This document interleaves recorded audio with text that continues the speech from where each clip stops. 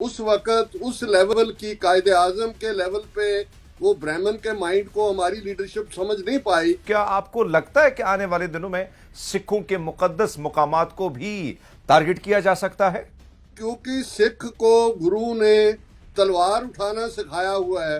हम lie down नहीं किए जब इन्होंने हमारे गोल्डन टेम्पल दरबार साहब अमृतसर पे हमला किया। अटल बिहारी वाजपेयी ने इंदिरा गांधी को दुर्गा देवी की इनकारनेशन कहा है, री इनकारनेशन ऑफ गॉडेस दुर्गा, जो कि एक अच्छा। बड़ी खतरनाक इनकी गॉडेस है। सो तारीख में हमें ये भी मिसाल मिलती है कि 1947 से कबल बरसगीर कभी एक मुल्क या रियासत के तौर पर नहीं रही, छोटी छोटी या बड़ी रियासतें थी। भारत के भी 15 से 20 टुकड़े होंगे। यही न्यू वर्ल्ड ऑर्डर की बात जो है वो इम्प्लीमेंट होने जा रही है। क्या ये सिख तारीख को असर नौ लिखने की कोशिश की जा रही है? हमारा सारा खूबसूरत जो 5 सदियों का इतिहास है वो डिस्ट्रॉय हो जाएगा। हम इनमें जज्ब हो जाएंगे।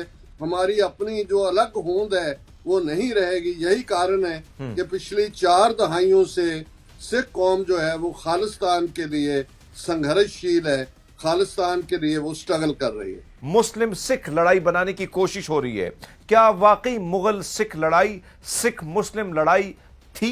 1947 के पागलपन के दौर में जब दोनों तरफ के पंजाबों में एक पागलपन था, किसी भी सिख ने मलेरकोटले के मुसलमान को टच नहीं किया। निजर भाई की ये कुर्बानी अमेरिका कनाडा के अलावा हिंदुस्तान के सिखों को भी एक नया जज्बा देगी। फैज अहमद फैज का शेर है कि जिस धज से कोई मक्तल में गया, क्या बात, वो शांत सलामत रहती है। आहा। इस जां की तो कोई बात नहीं, ये जां तो आनी जानी है।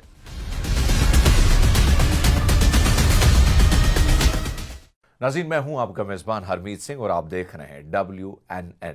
नाज़रीन, आज हम बात करेंगे भारत की इस गिरती हुई साख और अंदरूनी इंतशार के बारे में, जिसे मोदी हुकूमत के इंतहा पसंदाना अज़ाइम ने शदीद बहरान में धकेल दिया है। एक तरफ कनाडा में हरदीप सिंह निजर के कत्ल में भारत के मुलविस होने की रुसवाई, दूसरी तरफ अमेरिका और बरतानिया में भारतीय एजेंसियों के माफिया तर्ज पर कत्ल की साजिशों के शवाहिद।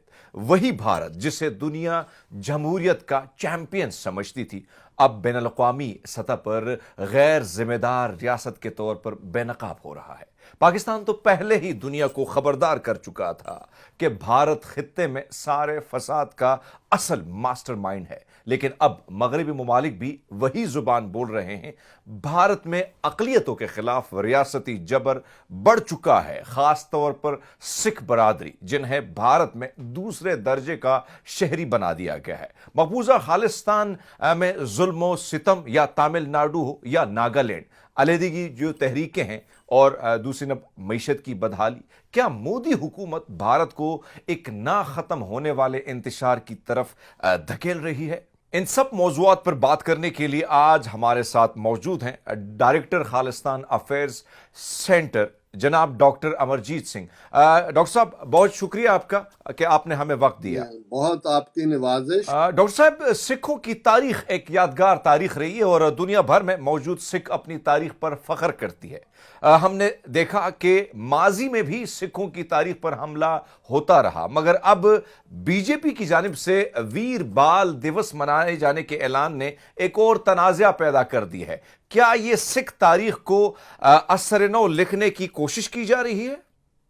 देखिए, मिलान कुंद्रा एक फ्री थिंकर इंसान हुआ है जिसकी कोट अक्सर हर रेवोल्यूशन के लोग कोट करते हैं, जबकि डोमिनेंट कल्चर जी किसी स्मॉल माइनॉरिटी को या किसी छोटे कल्चर को सॉलो करना चाहता है या निगलना चाहता है, तो मिलान कुंद्रा का ये कोट अक्सर दोहराया जाता है, जिसमें वो कहता है the first step towards liquidation of a people is to destroy its books, its culture, its history. Then have somebody to write new books, invent new culture, create new history. Before long, those people will forget what they were and what they are. And the struggle of mankind is of memory against forgetting.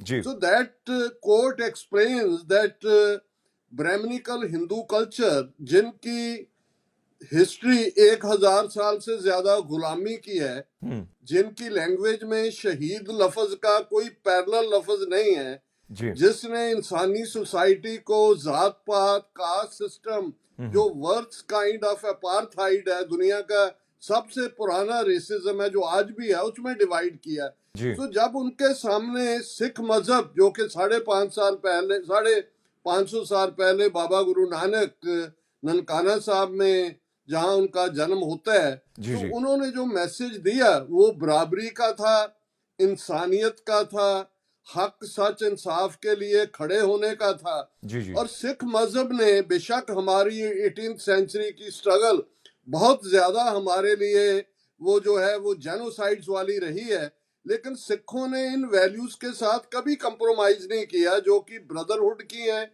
जो कि इंसानी बराबरी को तरजीह देती हैं और justice को और इंसाफ को तरजीह देती हैं। यही जी कारण है कि जब 1947 में इनके हाथ इतना बड़ा एम्पायर अंग्रेज जाते वक्त इनको दे गए जी जी और सिख बीच में फंस गए, हमारी लीडरशिप उस वक्त उस लेवल की कायदे आजम के लेवल पे वो ब्राह्मण के माइंड को हमारी लीडरशिप समझ नहीं पाई कि जब हम इनके साथ ज्वाइन करेंगे ये मेजॉरिटी में हो गए, मेजॉरिटी में कॉन्स्टिट्यूशन जैसा मर्जी बना लें। तो हमने देखा इस इन लगभग 77-78 सालों में जी कि जी जी उन्होंने दोनों तरह इस सिख कौम को मारने की कोशिश की, बाई पेन, कॉन्स्टिट्यूशन से भी। अब इंडियन आइन का जो आर्टिकल 25B है वो सिखों को हिंदुओं की एक ब्रांच बतलाता है। इसी तरह जैसे आपने वीर बाल दिवस के नाम पे बात की, ये सभी क्योंकि इनके पास ना शहीदियों का इतिहास है, ना इनके पास प्राइड है, ना ईमानदारी है, जी जी तो जी ये सिखों को अपने में जज़ब करने के लिए इसी प्रचार पे जोर देते हैं कि सिख मजहब जो है वो हिंदू मजहब की एक ब्रांच है, एक शाखा है, और उसके लिए वो स्टेट पावर, जिसके पास स्कूलों में सिलेबस बनाना है। और दूसरा पार्ट अगर आप देखेंगे भारत की इतिहास की किताबों में जी जी जी कि जी सिखों को वो मुसलमानों के खिलाफ भड़काने के लिए ऑलवेज ये कहने की कोशिश करते हैं कि सिख धर्म कोई अलहदा मजहब नहीं है, ये तो मुसलमानों के खिलाफ हिंदुओं के डिफेंस के लिए बना था। तो जी ये दोनों ही जो इनके नुक्ता निगाह है वो गलत है। और खास तौर पर जब सिखों ने ये रियलाइज कर लिया जून 1984 में, ठीक लगभग 40 साल पहले,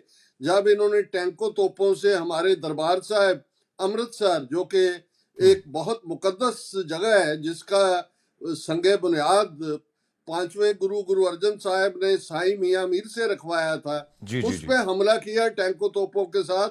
तो सिख कौम इस नतीजे पे पहुंच गई कि अब हम ये भारत के साथ नहीं रह सकते, अलग मुल्क खालिस्तान के बिना हमारी तहजीब, हमारी लैंग्वेज, हमारी तारीख और हमारा सारा खूबसूरत जो 5 सदियों का इतिहास है जी वो जी डिस्ट्रॉय हो जाएगा, हम इनमें जज्ब हो जाएंगे, हमारी अपनी जो अलग होंद है वो नहीं रहेगी। यही कारण है कि पिछली 4 दहाइयों से सिख कौम जो है वो खालिस्तान के लिए संघर्षशील है, खालिस्तान के लिए वो स्ट्रगल कर रही है।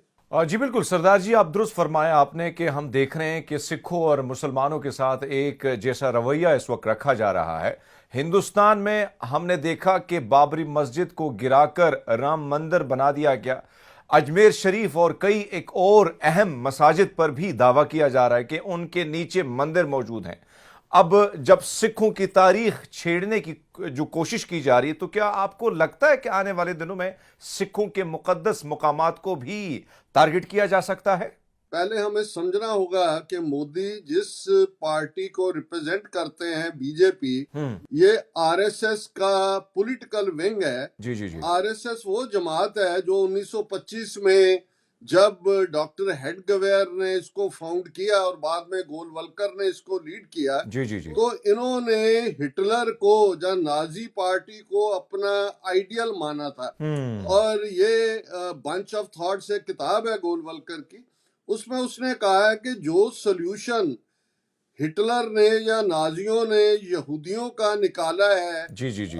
इनके साथ डील करने का, वही हम भारत में मुसलमानों और ईसाइयों का, क्योंकि ये इस धरती के मजहब नहीं है, इनकी जो पवित्र जो मुकद्दस रिलीजियस प्लेसेस हैं वो भारत के नक्शे से बाहर हैं। जी जी। तो इनके सामने यही चॉइस है, एसिमिलेट और बी रेडी टू एनाइलेट, कि या हमें ज्वाइन करें, हिंदू बन जाएं जो आज उनका सारा जोर लगा हुआ है, या मरने के लिए जैसे स्पेनिश इंक्विजिशन हुई उसको वो सावरकर भी कोट करते हैं। तो अगर आप इस बात को समझेंगे कि जिस पार्टी की बुनियाद ही इस थॉट पे रखी गई है, तो उनकी कोशिश यही है। ये बाबरी मस्जिद जब इन्होंने गिराई 6 दिसंबर 1992 को, तो पार्लियामेंट के गलियारों में ये एक नारा लगा रहे थे बीजेपी वाले कि ये तो पहली झांकी है, मथुरा कांशी बाकी है। और आप देखते हैं कि मथुरा का केस भी अदालत में जाके उसको मंदिर प्रूव करने की कोशिश हो रही है। जी जी जी। काशी बनारस को कहते हैं, पुराना नाम है काशी, बनारस में भी यही है, अजमेर शरीफ का आपने जिक्र किया है, और अब इवन संभल में भी। और आज वहां भारत में होली का त्योहार है, और संभल जहाँ की एक बड़ी पुरानी खूबसूरत तामीर की हुई मस्जिद है, वहां से भी ये मंदिर निकाल रहे हैं। और इवन कल उनका जो पुलिस कमिश्नर था संभल का, क्योंकि रमजान का महीना चल रहा है और वहां जुम्मे का दिन है, और एक ही वक्त होता है जब जुम्मे की नमाज और होली के लोग बाहर निकलते हैं। तो वो जो उनका पुलिस कमिश्नर है वो कह रहा था कि अगर होली का रंग पड़ने से आपका मजहब खराब होता है तो आप अपने घरों से ना निकले। तो कहने का मतलब ये है कि वहां आज हालात ये है, बेशक जी जी जी। भारत में 20 करोड़ से ज्यादा मुसलमान हैं, पर वो एक खौफ और डर में रह रहे हैं। और सिखों के मामले में भी, क्योंकि उन्होंने, जैसे मैंने कहा कि कॉन्स्टिट्यूशनली आईनी तौर पे तो पहले ही उन्होंने हमें हिंदू डिक्लेयर किया हुआ है कि हम हिंदू धर्म की एक ब्रांच हैं। जी जी। लेकिन क्योंकि सिख को गुरु ने तलवार उठाना सिखाया हुआ है, हम लाई डाउन नहीं किए। जब इन्होंने हमारे गोल्डन टेम्पल दरबार साहब अमृतसर पे हमला किया, वहां हमने इंदिरा गांधी को सजा याफ्ता किया है, जनरल वैद्य जिसने फौज भेजी थी उसको सजा याफ्ता किया है। और आज भी पंजाब में किसी ना किसी फॉर्म में ये जो मूवमेंट है ये बराबर चल रही है।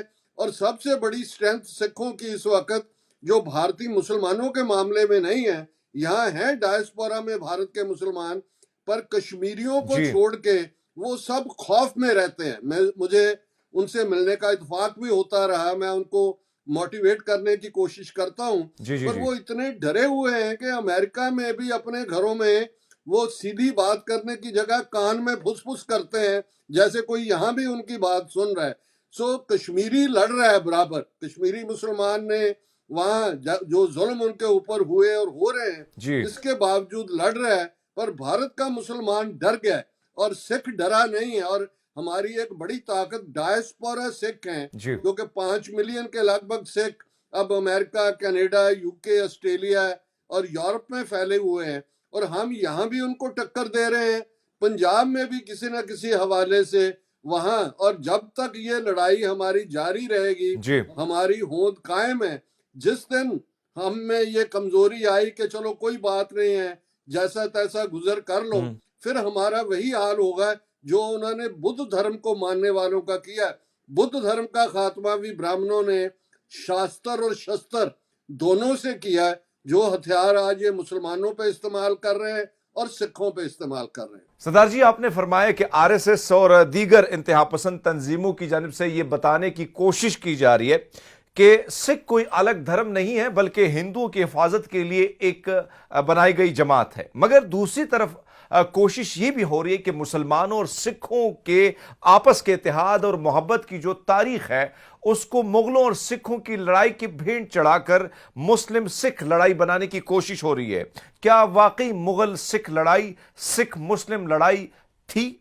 देखिए, जो बीते की पास्ट की तारीख है उसको तो हम बदल नहीं सकते। ये एक हकीकत है कि जब 18वीं सदी में सिख धर्म जो है वो पनप रहा था, तो उस वक्त दिल्ली में मुगलिया सल्तनत थी और अफगानिस्तान से भी जो हमलावर आते थे वो भी इस्लाम को मानने वाले थे।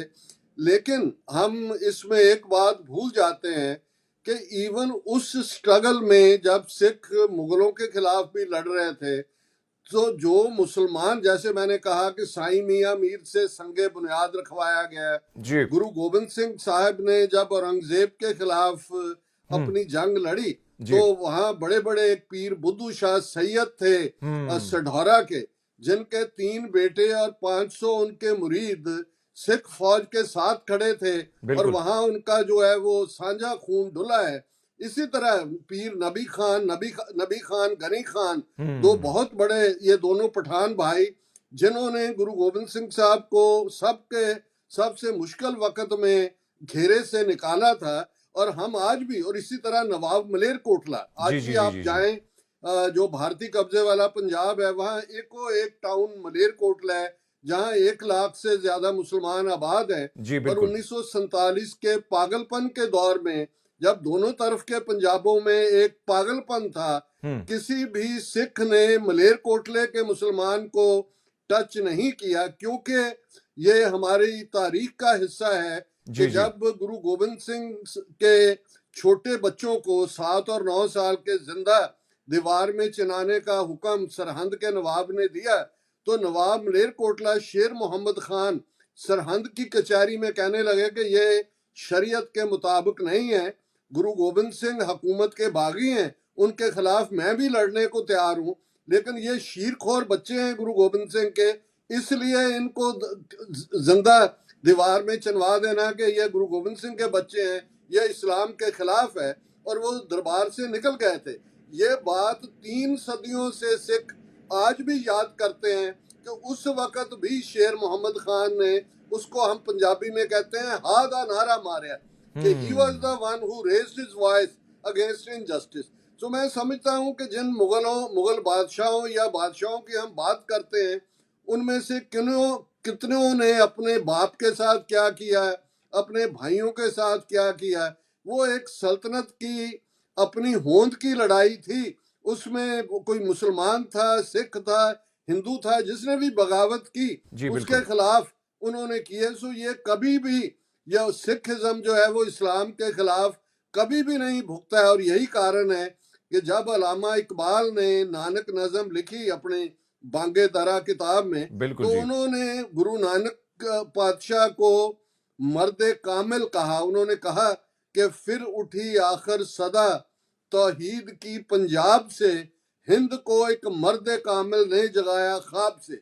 सो हमारा जो रिस्पेक्टफुल भाईचारा है वो बना रहा है। वो सिख राज के वक्त भी, जब महाराजा रंजीत सिंह का पीरियड भी था, पंजाब में मुसलमान उसी तरह फौज का हिस्सा भी थे। और आपको शायद हैरानी होगी कि सबसे ज्यादा आज भी, जब सिखों और अंग्रेजों की जंग हुई, जिसको हम जंगनामा सिंगा फरंगियां का नाम या जंग हिंद पंजाब कहा जाता है, तो आज भी शाह मोहम्मद, जो पंजाबी का फोकलोर का एक गवैया राइटर था, उसको हम कोट करते हैं जब वो कहता है कि शाह मोहम्मदा एक सरकार बाजों फौजा जित के अंत नू हारियां नहीं। सो कभी भी सिखों और मुसलमानों के 1947 एक एक्सेप्शन है, क्योंकि इस किस्म का माहौल गांधी, नेहरू, पटेल की नीतियों ने, अंग्रेजों की लापरवाही ने, और हमारी दोनों तरफ की लीडरशिप वो उस किस्म की वाइज नहीं बन सकी कि हम एक दूसरे के खून के प्यासे हुए। अदरवाइज इन सारी सदियों में सिखों और मुसलमानों का भाईचारा बराबर कायम रहा, जो आज भी कायम है। और आज जब बहुत सारे सिख जो बाहरले मुल्कों से पाकिस्तान में जाते हैं, तो उनके जो कमेंट्स होते हैं वो कहते हैं जितनी इज्जत, जितना प्यार, जितनी कदर पाकिस्तान में सिखों की है वो दुनिया में कहीं नहीं है। सो मैं समझता हूँ उनका हिंदुओं का प्रचार अपनी जगह, पर आज वो गुडविल जो है वो वापस उसी आरूज पे है जो कि कभी वहां थी उस लैंड पे। डॉक्टर साहब, ये बताइएगा कि एक तरफ तो मुसलमान हो या सिख, ये बात तो तय है कि आरएसएस हो या फिर बीजेपी, किसी भी सूरत ये दोनों जो है उनके लिए नाकाबिल कबूल है। बीजेपी के सीनियर रहनुमा जो है वो सुब्रमण्यम स्वामी, वो कहते हैं कि गोल्डन टेंपल के हमले के वक्त वो पंजाब में मौजूद थे। हुकूमत गो के कांग्रेस की थी, मगर उनको ऑपरेशन ब्लू स्टार करने पर हमने मजबूर किया था। क्या आप समझते हैं कि ऑपरेशन ब्लू स्टार और उसके बाद सिखों की जो नस्ल कुशी हुई उसमें कांग्रेस और बीजेपी बराबर के शरीके जुर्म है? देखिए, अगर आप जिसने हिंदुत्वा टर्म दी सावरकर, उसकी बैकग्राउंड देखें तो सावरकर अंग्रेजों के साथ भी मिलके चलता था, उनसे वजीफा भी लेता था। जब उसे काले पानी में भेजा गया तो जी। उसके 1 दर्जन से ज्यादा माफीनामे हैं, लेटर्स हैं, जब माफी मांग के वो बाहर निकला। और उसने ही ये हिंदुत्वा और मुसलमानों के खिलाफ नफरत की लाइन, एक जी। तरफ आरएसएस अपने तौर पे वो नफरत फैला रही थी, और सावरकर ने हिंदू महासभा का प्रेसिडेंट बन के, और क्योंकि नथुराम गोडसे जिसने गांधी को मारा वो भी उसका ही चेला था। तो ये जो इनकी नीति रही है कि to play on both sides of the aisle, वो इंदिरा गांधी के जमाने में भी एक तरफ तो बीजेपी कांग्रेस के खिलाफ जो है वो बयानबाजी करती थी, एक्ट करती थी। पर जी। जब इंदिरा गांधी ने 1971 में पाकिस्तान को, मशरकी पाकिस्तान को अलग करके बांग्लादेश बनाया, तो अटल बिहारी वाजपेयी ने इंदिरा गांधी को दुर्गा देवी की इनकारनेशन कहा, री इनकारनेशन ऑफ गॉडेस दुर्गा, जो कि एक अच्छा। बड़ी खतरनाक इनकी गॉडेस है, who fought against the devil. So ये दोनों तरफ प्ले करते रहे। और मैं अभी जो आपका सवाल है उसकी तरफ आऊं, जी। L G. के अडवाणी ने अपनी आत्म कथा, जिसको हम ऑटोबायोग्राफी कहते हैं, वो लिखी है, माई कंट्री समथिंग। जी। जी। उसमें उसने कहा कि मैंने पार्लियामेंट में खड़े होके इंदिरा गांधी को मजबूर किया कि वो दरबार साहब अमृतसर में फौज भेजे। और इसी तरह उसने संत भिंडरावाले को जो है फ्रैंकनस्टाइन भी कहा कि जी वो फ्रैंकनस्टाइन जो है वो अब बॉटल से बाहर आ गया है और अच्छा। उसको मारे बिना कोई बात नहीं है। सुब्रमण्यम स्वामी जिसका आपने जिसको कोट किया है, जी। जी। वो जी। जी। एक एक्सेप्शन है। हालांकि वो बड़ा खतरनाक हिंदुत्वी आइडियोलॉग है। वो जी। है जिसका कहना है कि जी 100 मस्जिदें मस्जिदें मुसलमान हमारे हवाले कर दें। वो यहाँ अमेरिका में हार्वर्ड यूनिवर्सिटी में इकोनॉमिक्स पढ़ाया करता था, और उसने कहा था कि अगर भारत के मुसलमान सीधे नहीं होते तो उन्हें डी फ्रेंचाइज कर देना चाहिए, उनसे वोट का हक ले लेना चाहिए। लेकिन हैविंग सेड दैट, वो भिंडरावाले का एडमायरर था। वो 4-5 बार भिंडरावाले को मिला भी, और आज अच्छा। भी वो भिंडरावाले को डिफेंड करता है, क्योंकि उस वक्त सुब्रमण्यम स्वामी इंदिरा गांधी या इमरजेंसी के वक्त भगौड़ा था, अंडरग्राउंड था, एक सिख रूप में टर्बन बांध के दाढ़ी वाल रख के वो जो है वो घूम रहा था। तो उसने कहीं ना कहीं ये कहने की बात कोशिश की है कि जी क्योंकि भिंडरावाले जो वो लड़ रहे थे वो कम्युनिस्टों के खिलाफ थे, और ऐसा हुआ। पर आपकी बात बिल्कुल दुरुस्त है कि जी। आरएसएस ने from both sides of the oil play किया। हालांकि कोई भिंडरावाले उनके इन्फ्लुएंस में आने वाले नहीं थे, ना ही उन पे असर हुआ। भिंडरावाले इस नतीजे पे पहुंच चुके थे कि अब सिख कौम को जगाने के लिए, उनमें एक नई रूह फूकने के लिए जरूरी है कि शहादत के सफर को लिया जाए।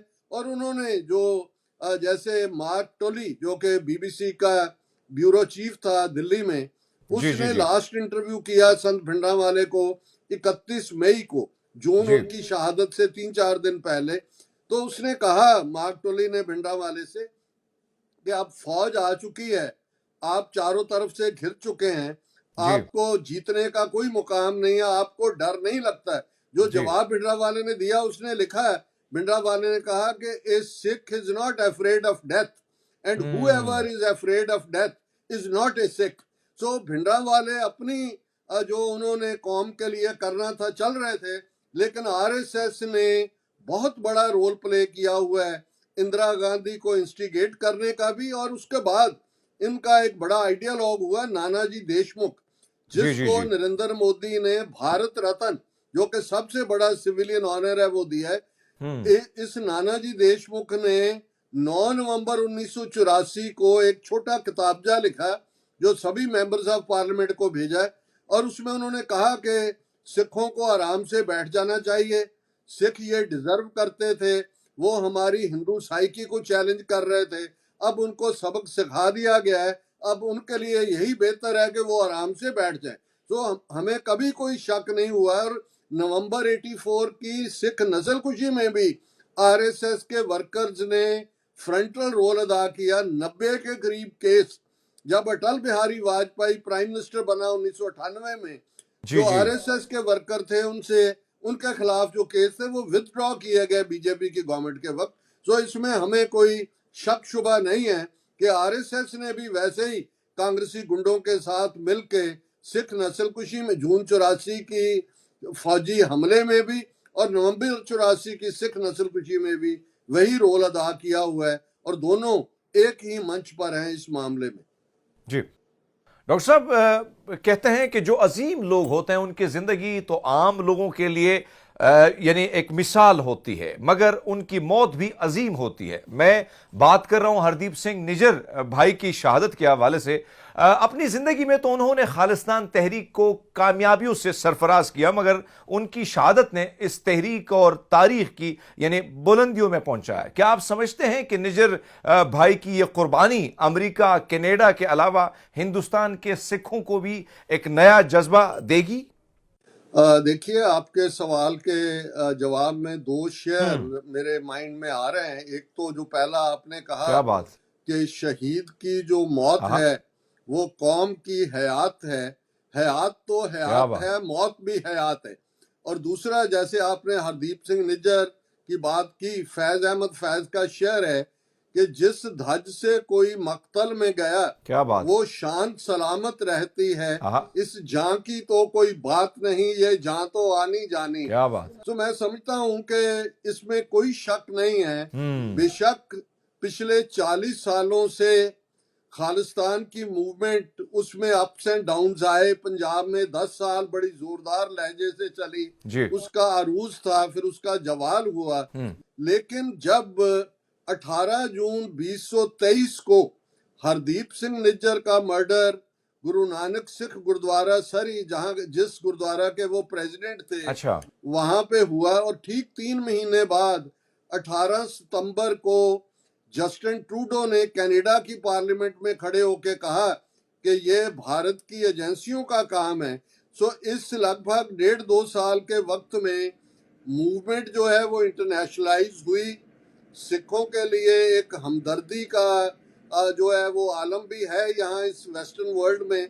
और इंडिया का इमेज एज ए रोग स्टेट कि ये ट्रांसनेशनल रिप्रेशन का सहारा ले रहा है। हालांकि ये बात नहीं है कि ये इंडियन एजेंट्स ने पहली बार किया, कर तो ये 40 साल से रहे थे। जी। इवन जो एयर इंडिया का जहाज जब जून 1985 में आयरलैंड के कोस्ट के ऊपर जो वो ब्लास्ट के जरिए 329 बेगुनाह मुसाफिर मारे गए, वो काम भी इंडियन एजेंसीज का था। इसी तरह पाकिस्तान में घुस के जैसे इंडियन एजेंसीज ने भाई परमजीत सिंह पजवड़ का मर्डर किया मई 2023 में, कितने कश्मीरी एक्टिविस्ट, कोई रावलाकोट की मस्जिद में, कोई सियालकोट की मस्जिद में, उनको जो है वो हलाक किया। तो इनके एजेंट काम कर रहे थे, लेकिन ये है कि पकड़े पहली बार गए।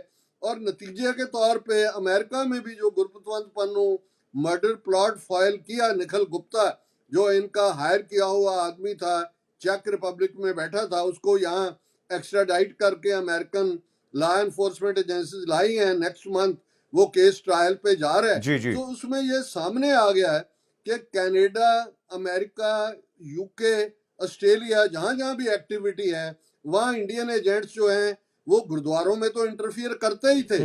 वीजा डिनाई करना जो खालिस्तान की तहरीक के हमारे वो चल ही रहा था, पर ये किलिंग तक पहुंचना इसने इनको एक्सपोज किया है। और मैं समझता हूं जैसे खालिस्तान रेफरेंडम की मूवमेंट पिछले लगभग 2.5 साल से जो यूके से शुरू हुई, 5 वाइज कंट्रीज में इसका जो है वो बोलबाला रहा। अब भी 23 मार्च को LA कैलिफोर्निया में भी वो होने जा रहा है, लाखों सिख बाहर निकले। तो इसने इंडियन रजीम के दो जो बड़े झूठ थे उनको बेनकाब किया। पहला तो ये था कि ये जी मुट्ठी भर लोग हैं, जी ये आईएसआई के एजेंट हैं, वो इनको पैसे देते हैं, ये नारे नूरे लगा के चले जाते हैं। सिख कौम की वाइड सपोर्ट इनको हासिल नहीं, पर जैसे लाखों सिख बाहर निकले उसने इनका ये झूठ जो है वो इसको एक्सपोज किया। जी और दूसरा इंडिया है जो दुनिया में कभी गांधी के नॉन वायलेंस या कभी बुद्धा के नाम पे या कभी अपने आप को एक largest democracy on this planet कह के वेस्टर्न वर्ल्ड को जो है उनके आंखों में जो है वो मिट्टी डाल रहे थे, ये एक्सपोज हुए हैं कि ये तो इवन सोवियत यूनियन ने भी कभी जब कोल्ड वॉर थी उनकी केजीबी ने अमेरिका कनाडा में किसी अमेरिकन या कैनेडियन सिटीजन को नहीं मारा है। जी जी ये तो उनसे भी आगे निकल गए हैं। और मैं समझता हूं कि ये हमारा अगेन जिसको ये कहा जाए कि खालिस्तान की मंजिल अब हमारे करीब नजर आ रही है, क्योंकि जैसे जो कुछ यहाँ चल रहा है प्रेसिडेंट ट्रंप के आने के बाद, पुराना वर्ल्ड ऑर्डर जो 1945 के बाद 80 साल से था वो अब सारा जो वह टूट फूट रहा है। New map making on the horizon है, नई पावर स्ट्रगल्स चल रही हैं और हम ये उम्मीद करते हैं कि इसमें 3 न्यूक्लियर पावर्स भारत, चाइना और पाकिस्तान के बीच में दरियाए जमुना से वाघा सरहद तक इंडिपेंडेंट सॉवरेन नेशन खालिस्तान भी जो है वो अपनी लिबरेट होगा। वो वक्त जो है वो काफी करीब आता नजर आ रहा है। अच्छा डॉक्टर साहब, हमने देखा कि खालिस्तान तहरीक की जो कामयाबी है उसमें हिंदुस्तान से बाहर मौजूद सिख कम्युनिटी ने तो बेशबहा कुर्बानियां दी हैं, लेकिन हमने ये भी देखा कि कनाडा से लेकर न्यूजीलैंड तक का जो सिख है वो खालिस्तान के हुसूल के लिए यकजुबां है। क्या आप समझते हैं कि ये वक्त है कि हिंदुस्तान के अंदर मौजूद सिख कम्युनिटी भी अब अपना किरदार अदा करे और खालिस्तान की आवाज बुलंद करे? देखिए, इसमें कोई शक नहीं है कि जो जुल्म पंजाब के लोगों ने पिछली 4 दहाइयों में सहारे हैं, एक अगर रफ अंदाजा लगाएं तो 1.5 लाख से ज्यादा सिख नौजवान इस दौर में शहीद किए गए।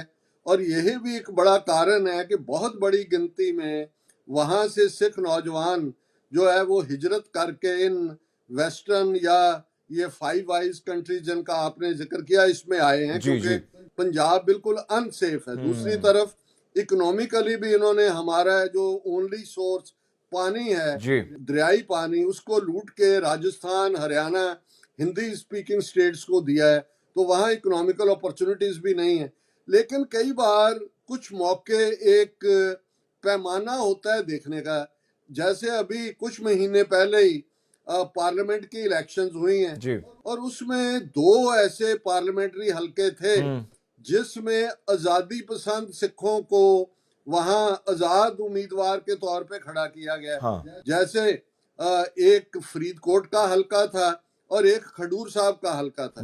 और भाई अमृतपाल सिंह जो कि दुबई से जाके जिन्होंने बड़े ब्रीफ टाइम में वहां अपनी जगह बनाई, वो खडूर साहब के हलके से 2 लाख से ज्यादा वोटों से जीते। बेशक वो आज भी जेल में हैं, उनको पंजाब से दूर 2200 किलोमीटर डिब्रूगढ़ असम में रखा हुआ है।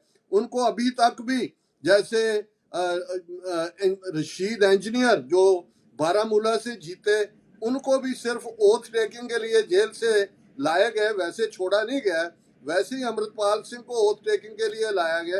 इसी तरह दूसरा कैंडिडेट शहीद बेअंत सिंह जिसने इंदिरा गांधी को मारा था, उसका बेटा सरबजीत सिंह वो मेंबर पार्लियामेंट बना कुछ महीने पहले की बात है। तो मैं ये कहना चाहता हूँ कि ये जिनको भलेखा है कि शायद पंजाब के सिख डर चुके, ऐसा नहीं है। वो एक अपॉर्चुनिटी के इंतजार में है। पंजाब को ये बहुत खज्जल खवार कर रहे हैं। पंजाब में डेलिबरेटली ड्रग्स ला के पंजाब की नौजवानी को उस तरफ लगा रहे हैं। गैंगस्टर कह के झूठे पुलिस मुकाबलों में मारने का सिलसिला भी शुरू किया हुआ है। सो हम होप करते हैं कि जब अब इंटरनेशनली इंडिया एक्सपोज हो रहा है अच्छी तरह, तो वो वक्त आएगा जब यूनाइटेड नेशंस की मुदाखलत के तहत जम्मू कश्मीर में भी रेफरेंडम होगा, पंजाब में भी होगा, तब लोग बेखौफ होके अपने जो है वो जज्बों का इजहार कर पाएंगे। जी। इस वक्त तो वहां जो थोड़ी बहुत आवाज भी उठाता है, अगर एक इलेक्टेड कैंडिडेट जो 2 लाख वोटों से जीता है अमृतपाल सिंह, मोदी को भी इतनी वोट नहीं मिली जितनी उसने ली है, लेकिन उसको नेशनल सिक्योरिटी एक्ट लगा के 2200 किलोमीटर दूर पंजाब से वहां डिब्रूगढ़ असम में रखा हुआ है। तो वो शो करता है कि पंजाब में भी बराबर उसी, आज तो सोशल मीडिया एक बहुत बड़ा गेम चेंजर है। जो कुछ हम यहाँ करते हैं पंजाब वालों को पता लगता है, जो वहाँ एक्टिविटी होती है वो उसको हम यहाँ से इन्फ्लुएंस करते हैं। सो ये ग्राउंड इज रेडी, जमीन नम है, अब जरखेज भी है और नम भी है। अब इसमें जो है वो फ्रक्टिफाई ये होगी, इसमें कोई शक शुबा नहीं। डॉक्टर साहब, आपने जो फरमाया कि 1945 के वर्ल्ड ऑर्डर का जो यानी इस वक्त जो तस्करा आया, सो तारीख में हमें ये भी मिसाल मिलती है कि 1947 से कबल बरसगीर कभी एक मुल्क या रियासत के तौर पर नहीं रही। छोटी छोटी या बड़ी रियासतें थी, मगर अंग्रेज जब बरसगीर में आता है तो अपना इंतज़ामी उमूर जो है उसको बड़े आसान तरीके से उन्होंने तमाम तर चीज़ों को यकजा किया। हम देख रहे हैं कि 1945 का जो वर्ल्ड ऑर्डर है वो बहुत तेज़ी से तब्दील हो रहा है। क्या आप समझते हैं कि हिंदुस्तान के अंदर से भी बरसगीर की पुरानी रियासतें दोबारा वजूद पा सकती हैं? देखिए, आपने एक बहुत इम्पोर्टेंट अहम नुक्ते की तरफ पॉइंट आउट किया। इंडिया, अगर मैं मुल्क ना भी कहूँ, सब कॉन्टिनेंट कहूँ, तो ये जो सब कॉन्टिनेंट है ये इमिग्रेंट्स ने बनाया है। जैसे नॉर्थ अमेरिका की जब हम बात करते हैं तो यहाँ रेड इंडियंस, जिनको नेटिव अमेरिकन कहते हैं या नेटिव कैनेडियंस, उनका मुल्क तो यो कह सकते हैं, लेकिन 95% लोग अमेरिका कनाडा में जो हैं वो बाहरले मुल्कों से है। इसी तरह जो सब कॉन्टिनेंट है उसमें 6 से 7% जिनको आदिवासी या ट्राइबल्स कहते हैं, जिनमें जी जी।